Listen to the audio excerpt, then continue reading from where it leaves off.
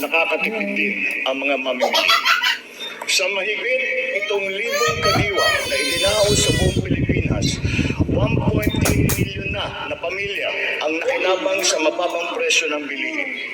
Sa kabuuan, halos 700 milyong piso ang naging benta ng mga ito na nakapagbigay ng hanap buhay sa mga miyembro ng mahigit 3,000 na kooperatiba at samahan. Maganda ang nakita nating resulta, kaya papalawigin pa natin ang kadiwa sa buong bansa. Kamakailan lamang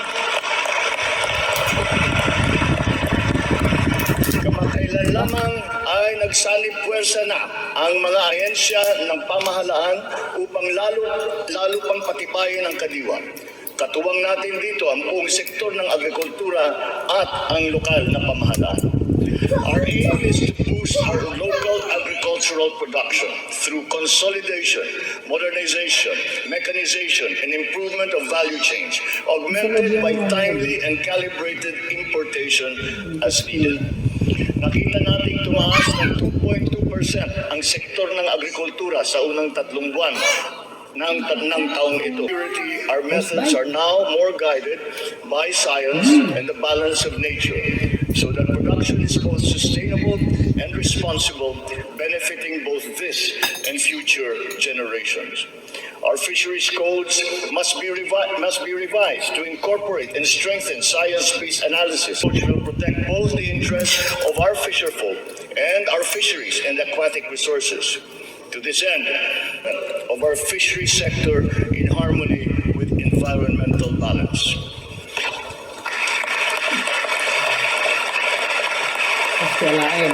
Ipinagbubuhay natin ang mga magsasaka sa pamamagitan ng farm and fisheries clustering at mga livestock multiplier farms na binubuo ng halos 700 kooperatiba at may lawak na mahigit na 200,000 hektarya ng bukirin.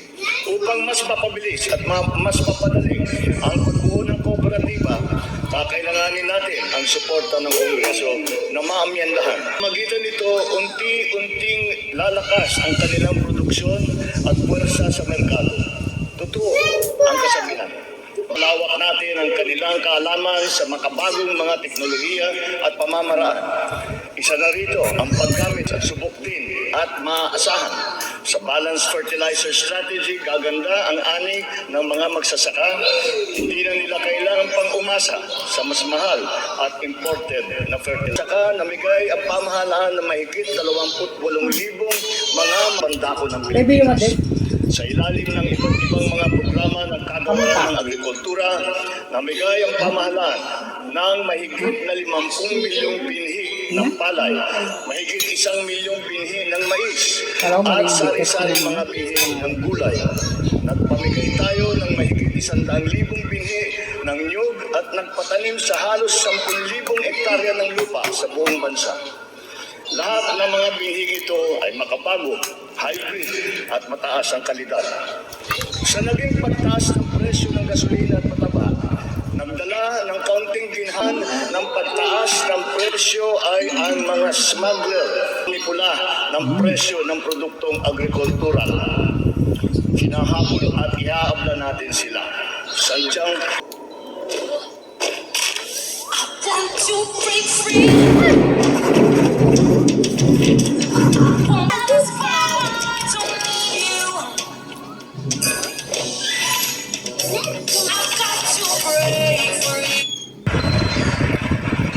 Sadyang hindi tama ang kanilang gawain at hindi rin ito tugma sa ating nilang ginagawa. Napapahamak hindi lamang ang mga magsasaka, kundi tayo rin mga mamimili. Kaya hindi natin papayagan ang ganitong kalakaran.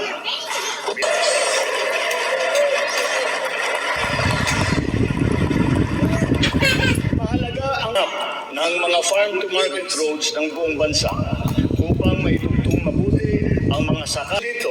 Karagdagang 600 kilometro ng mga FMR ang ating nitag sa iba't ibang panig ng bansa. Hektarya ng bukidin sa buong Pilipinas. Nagpagawa tayo ng halos 4,000 mga karagdagang fabrication lab, production at cold storage facility na magagamit ng lahat. Sa tulong ng Kongreso, nakapagpatayo tayo ng 24 na multi-species hatcheries upang maparami ang produksyon ng mga isda.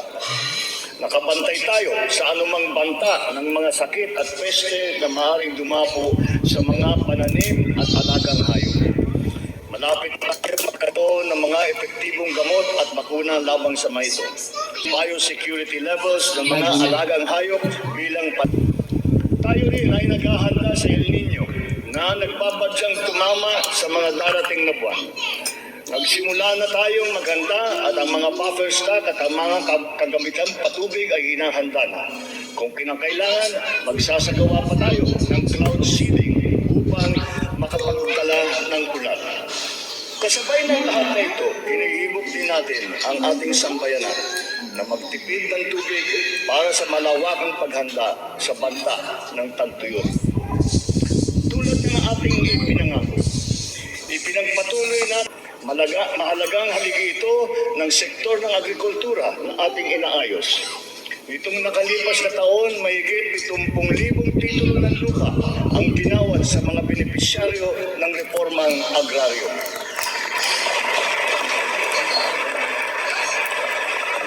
Tamang-tama ang ating pagpapatigil ng mga bayarin ng mga benepisyaryo sa ilalim ng ating nilagnaan EO number 4. Isang taon mula nung aking unang SONA na isabatas na ang bagong Agrarian Emancipation Act.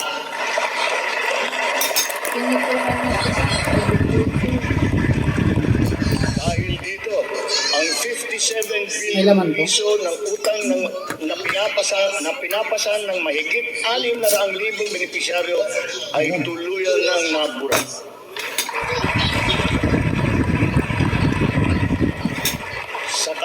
Sa ngalan ng mga magsasakang ito at ang kanilang mga pamilya, maraming salamat muli sa ating mga mambabatas.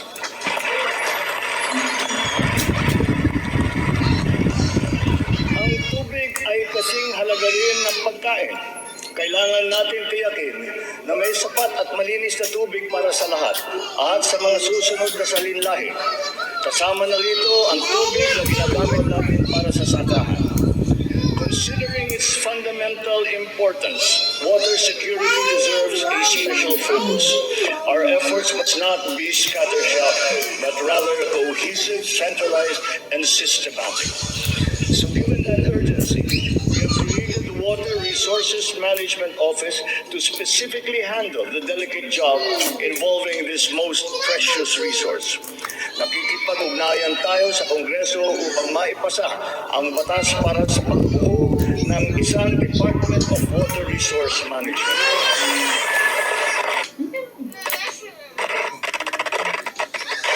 This year, we have allocated 14.6 billion pesos for water supply projects, which will benefit communities globally. Recently, the water supply of NCR and Rizal received a significant boost from the first phase of the Wawa Bulk Water Supply Project. The water supply will increase as the project enters the second phase. We have installed 6,000 rainwater collection systems across the country in preparation for the looming dry spell brought about by El Nino. One of the keys to continuing economic growth is infrastructure development. So we will build better and more. Our 8.3 trillion peso Build Better More program is currently in progress and being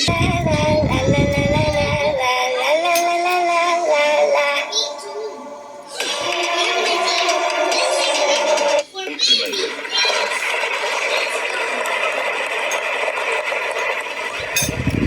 Ang buong bansa ay makikinabang sa 194 simulan ng mga proyekto. Lalo pa natin pinapalawak. Kaya naman, ang 123 proyekto dito sa Build Better More program ay bago.